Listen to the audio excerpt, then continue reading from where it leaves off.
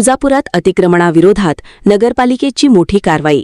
नगराध्यक्ष विनोद पिटू गंगणे यांच्या पुढाकाराने रस्ते मोकळे। तुळजापूर शहरात अतिक्रमण हटाव मोहीम, नागरिकांकडून स्वागत।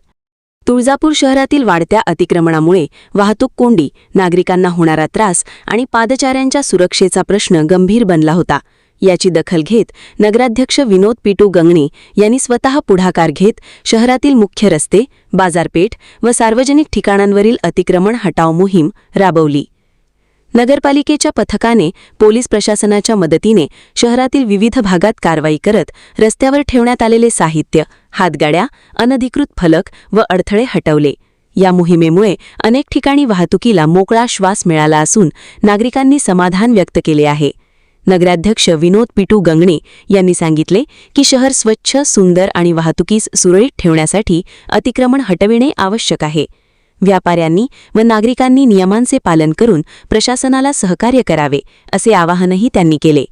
या कारवाई दरम्यान नगरपालिका अधिकारी, कर्मचारी, पोलीस प्रशासन तसेच स्थानिक पदाधिकारी उपस्थित होते। भविष्यातही अतिक्रमणाविरोधात नियमित मोहीम राबविण्यात येणार असल्याचे प्रशासनाकडून सांगण्यात आले। AR news Marathi, Rupesh Domare, Tuljapur.